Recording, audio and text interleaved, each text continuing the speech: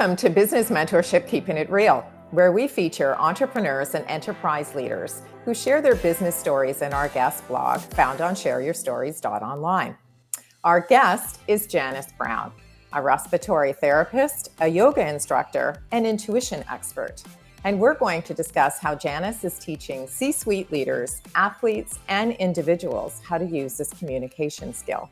And Janice joins us from Kitchener, Ontario. Welcome. Thank you. How's it going? It's really going well, considering that it's beautiful outside. It's a wonderful time of year, and I thought we would start by you giving us a sort of an overall, not description, but more definition of what is intuition. Because interestingly enough, I was chatting with folks this week, and they said, "Well, what really is intuition?" That's a fair question with a really broad definition. So I often say it's the highest level of knowing available to us. But it's also that connection to whatever you believe in. So when we pray and we ask, that goes to, for some of us, that's God or Allah, it's the universe, it's spirit, it's source. But intuition is the way that whatever higher essence or higher energy communicates back to us. So it's how we get our answers, which I think is just efficient and beautiful in so many ways. Yeah, absolutely. And, when you speak to C-suite leaders who have sort of reached the pinnacle of their career as far as they would like to go, or you even speak to an athlete who's got a really lofty goal in mind, everybody talks about this thing that they call gut instinct. And how they sort of, they put it out there in terms of what they're looking to achieve. They've done their vision boards, or they may do meditation, or all of the types of tools that we know will help us get to our goals. But the thing that everybody references is that gut instinct. So when you're working with a C-suite leader, how do you get them to tap into it? How do you even begin to discuss the subject so it doesn't sound too woo-hoo? Interestingly enough, C-suite leaders are the ones who actually are like, tell me more, because they've done it without knowing that they've done it. They're aware that it's there, but they're the ones who are going, oh my gosh, I can actually, there's more to know about this. So they're the easy ones. They're the ones who just want to talk about it. But it really is just showing them that heightened level of awareness and how to translate it into answers and clarity and direction. Right. So it's like for athletes and for leaders and just for individuals who want that level of clarity and efficiency with their energy of let's make a decision, let's expand what's possible, and let's get it beyond what people think is possible. That's the next step is what I teach them is I'm like, you have it. Let's just use it. Nurture it efficiently. Right. Now, you took a huge leap of faith. I mean, you quit your job. You said, okay, you weren't happy with what you were doing and the circumstances of your life. And you said, okay, I'm just going to go for it. I'm going to go into this new venture. So give our viewing and listening audience an indication as to how that worked, because, we all get to a space and age and time where we think, maybe we should sort of throw in the towel and try something new. But, our gut instinct says, are you crazy? You can't do that. So give us a little bit of an insight as to what gave you the confidence to pursue that. Well, I'm going to flip that just a little bit, because it's not a leap of faith. That voice that says, are you crazy, is actually your ego. And ego is a good thing in certain situations, and it's not a good thing in other situations. So it's really being able to know when it's supporting you and when it's not. But that leap of faith was actually me following my intuition. That was me trusting the energy. And it's a very real thing. Mm-hmm. When you know what you're listening for. And this is where I find a lot of people have that disconnect with intuition, because they feel like it's out there and it's really ambiguous and it's very, very vague. But when I walk people through and say, this is what it is you're trusting, that trust becomes very, very easy. And that's what happened to me. I was like, okay, this is the next step. It's the most obvious. It's the most logical thing. And everybody's going, well, that's such a leap of faith. It's so secure what you've got. And I was like, actually, the next step is so secure that not doing it would be crazy. Right. So if someone was looking for a tangible, it's a learnable skill. So, I think we all have intuition, just some of us are better at listening to it than others, or being able to identify it. So if there was something tangible within yourself that you could give our viewing and listening audience for advice to say, well, okay, well, what is it? Is it like this voice in my head? Is it a feeling in the pit of my stomach? What is it? And I'm sure it varies from person to person, but is there something that you can give folks to say, okay, if this is what's happening to you, this is probably your intuition trying to speak to you? Absolutely. You're right, it's different for everybody, which is why knowing how your intuition works is so important, but it's very simple and complex all at the same time. So if you just close your eyes and relax for a moment and take a breath in and just notice what expands, and then exhale and notice what softens. And then do that one more time. Inhale, notice what expands, but also notice what isn't expanding. And then exhale and soften. Notice what softens, notice what maybe doesn't soften. So, that at your very baseline is intuition. You're looking for flow or that expansion. You're looking for that kind of holding or resistance. And that's a very basic level, right? But now, if you take a concept like take money or take success, notice how that changes. Notice how that expansion, maybe you find more resistance, it doesn't want to expand, right? And then get a very specific question of like, should I make this move? Does it feel like it's going to expand? Are you like, yes, yes, yes? Or you feel like, ooh, no. And if it's either way, if it's a yes or a no, you can ask more questions and you can get that kind of feeling response. Or for some of us, it's a very cerebral kind of a mental imagery or dialogue. So it's just knowing. I walked you through a physical example because I would say 90% of people are physical, but then there's also kind of that cerebral or mental element too. And it really is just knowing how you work and then looking for where that flow and expansion is and where it also isn't. I can see where having someone like yourself, because I also took a look at your website and you have an online program that you can Mhm. take, which is more self study based. And I love that you give people a description of what's involved. So it's not, you don't go into it blind and say, well, what the heck am I actually going to get out of it? Besides knowing what do I have to do?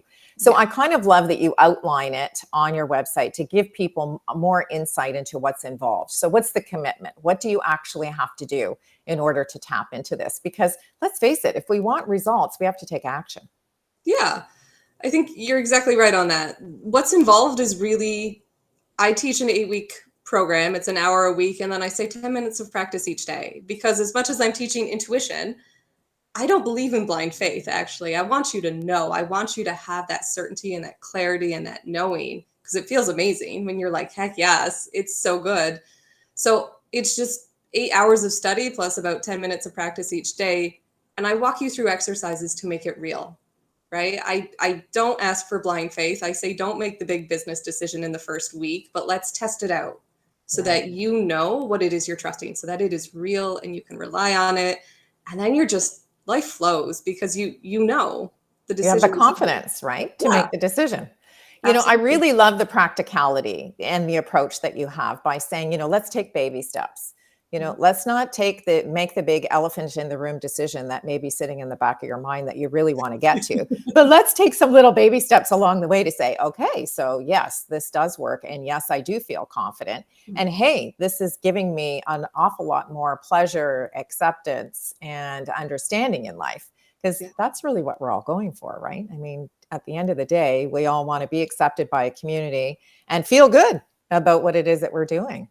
absolutely. So, in terms of your personal practice, so give me an indication as to what kind of skills I may have to have if I'm thinking of being your client, because we need to have a baseline of understanding Mhm. before you can actually get to the success formula. So, what would I need as a potential client, or the skills that I would need to have as a potential client in order to actually get to a success place with you? I've never been asked that actually. Oh my goodness. That's a great question. But honestly, I mean, Like, intuition. do I need to be open? Do I need to be honest with myself? Do I need to have a real tap on integrity?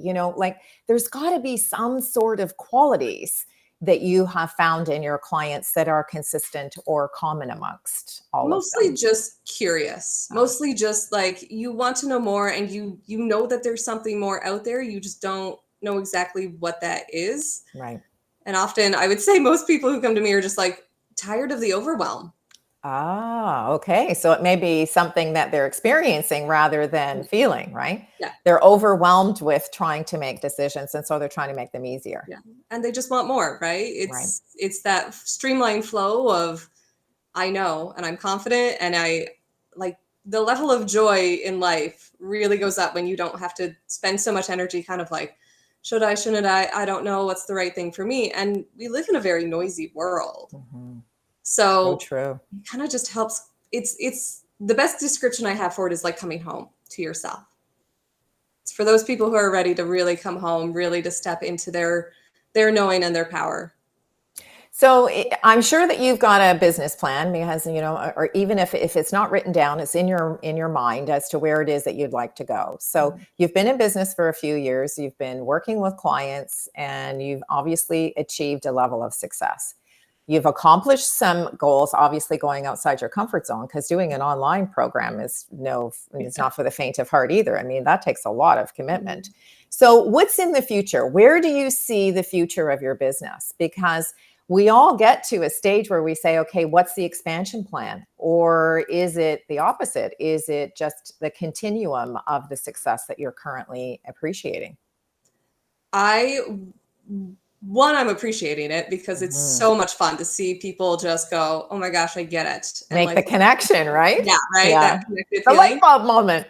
Oh my god, so many light bulb moments. They're like, "Oh, Yeah. this makes sense." And like, this happens all the time. I know what to do with it. I'm like, "Yes, Right. that's what we want." Right. But my goal now is to work with corporations. I have two goals. Work with corporations to target the employees as well, because along with intuition and being able to trust yourself comes huge mental health benefits, mental well-being. Like this is beyond mental resiliency because you just know.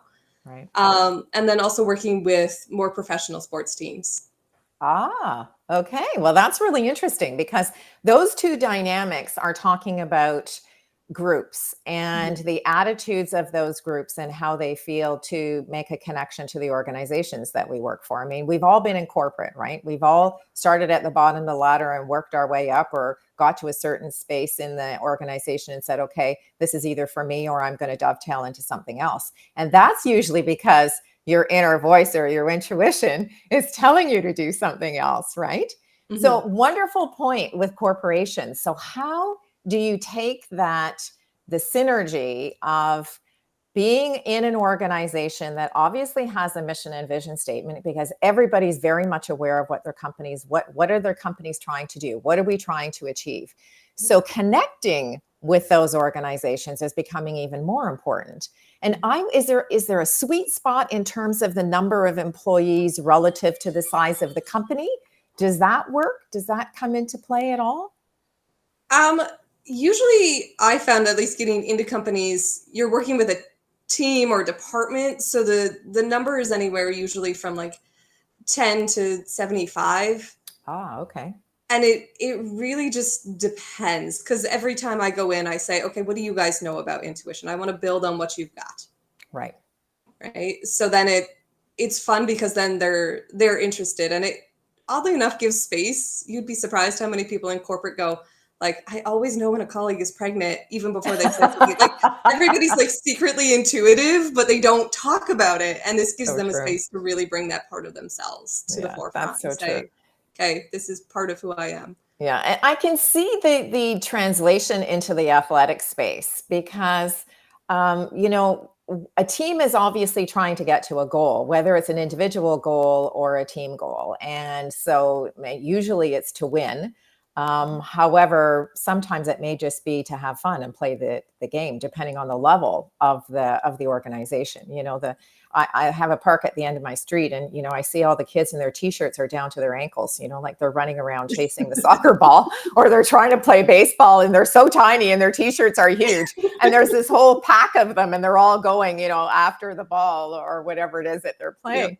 So, but then when you change the level of commitment based on the type of athleticism, so as they move through the ranks of professionalism or individualism to try to get to a level of success, I can see where that would be a really interesting tool. So, how do you teach a bunch of individuals who are trying to get to a common goal to come together when there's all this chaos happening in a sports activity?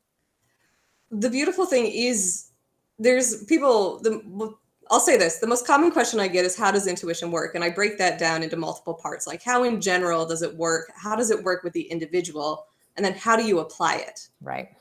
Right. And so as clients are kind of like moving up athletically to different levels of sport or competition, especially in a team thing, I teach them how it works with them individually. And the beautiful thing is, when they see that everybody works differently, they hold space for how that person Ah, works, and they start to trust that person. And because when we initially find out we're different, it's like, oh, but that doesn't work. Well, it doesn't work because it doesn't work for you, but it works for them. right. And so we hold that space, but then we talk about in terms of like applying it. Okay, we all have that common goal, and we can all do our individual parts for it. So there's actually a more powerful coming together of like Right. the championship, right? Of Right. like, Right. this is where we're all coming together, and we can each tend to our own needs, and we can show up as the absolute best athlete with everything going for us. That's a really good point, because when you're on a team, it's the collective success of the team that gets to the goal, right? It's never one individual that takes the team to success. You have to Mhm. collectively work together, and understanding that your strength may not be someone else's strength. And how do you bring that strength out in them in order, right? That Yeah. must be a real wonderful light bulb moment when Mhm. someone realizes how someone else sees the game or what their strengths and weaknesses are, to be able to play on those and make them better at what it is that they do. Absolutely. And to the higher level connection between the players Right. really elevates that, right? And you can see Sure. that translate on the field, and you can see it translate in competition. So it's so much fun because it's them doing it. And I think Right. that's the important part for me when I teach intuition is, I don't want to tell you how you're supposed to do it. I want to tune you in so that you're empowered, Right. so that you can elevate your game. And through multiple levels of success as well, when it comes from you rather than somebody else saying, this is what you should do, this is what you should do, when you kind of Right. elevate yourself to that level, it's so much more satisfying. Yeah, for It's sure. And I can see, empowering. and even in a small business, we're all trying to collaborate with like-minded people. I mean, I think the statistic is right now that we've got almost 80% of the entrepreneurial businesses in Canada and in the United States have less than 5 employees. So we're obviously collaborating with other entrepreneurs who have skills that we don't have, because clearly we're trying to engage their services to help us fill the gaps in what we're looking for. So, what a wonderful way to be able to make those heartfelt connections or thoughtful connections with someone who you just know is going to be able to help you elevate your own level of success. So, if there was a question or something that a solopreneur or a small business person could look for, because the strategic alliance is hugely important, right? Being able to make a human connection.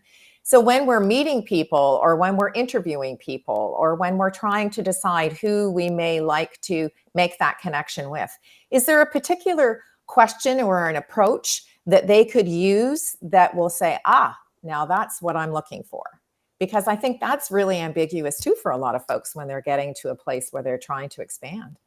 Yeah, the biggest thing is, keep in mind what that end goal is. Because intuition is kind of like your car GPS, your navigation system, right? You've got to set a destination, Mhm. and then you're going to get feedback as to whether or not this person is aligned with that. right? Is this the best person, or is there hesitation in that? Because if you're hesitating, something's not quite right and there's something better. That's fantastic advice, because I think that's what we're looking for, right? Like sometimes we're clearly stuck or we're overwhelmed and we're looking to make a heartfelt connection or a business connection, or however the relationship status will be. So I think having the end game in mind is a really wonderful way for our viewing and listening audience to be able to take that and try to practically apply it Mhm. to taking those little baby steps, right? Yeah, makes a huge, huge difference. And I think that's probably where a lot of us kind of, I don't want to say our downfall, but where we might get tripped up is Right. we have the short-term goal, which is great, and maybe you just need somebody to get through that short-term goal, but we also have this big vision. Right. That we need to So share, that right? we need to share. It Yeah, needs to get for out sure. there. Yeah, for sure. Now, one of the things that we do in the guest blog is we ask folks to share 3 words of advice to make a connection with the people who are reading their stories. And yours are authentically go forward. So maybe you could wrap up our discussion today by telling us why those 3 words are important to you. Those words are important to me because it's such a beautiful, that coming home feeling, right? When you're authentic to yourself, and there's a lot of noise in our world, and there's a lot of what you should be doing and how you should be doing it and how you should think and how you should look. Mhm. But when you're authentic to yourself, you're going to know what's right for you, and you're going to have more energy, and you're going to be more in a state of flow, and you're going to match with the right things. So when you can be authentically, holding that vision, you're going to authentically move forward. Well, I think that that's really a wonderful way for us to wrap up our conversation, because you've not only given us a lot of things to think of, but you've given us some practical tools that we can take forward to try to hone in on our Yeah. actual, intuition, and see how that may manifest itself into something that will give us the success that we're looking for. So thank you so much. Thank you for having me. This was a blast. I loved it. Oh, you know what? It's keeping it real, right? We never know what it's live and unscripted, and I absolutely love the dynamics of making that connection. So, thank you so much for being open, and I know that our viewing and listening audience are going to grab their pen and pencil, and they'll have a few notes to take away. So, thank you so much. Thank you. I'd like to thank you for joining us today for this edition of Keeping It Real, where we introduce you to the person behind the logo. If you'd like to connect with our guest, you'll find Janice's contact information in the description portion below. I'm Trish Tonai, founder and host for the series. And if you're interested in sharing your business story, visit our website at shareyourstories.online and subscribe to our channel, Business Mentorship Keeping It Real. Thanks again for tuning in, and we look forward to meeting you next time when we share another great idea.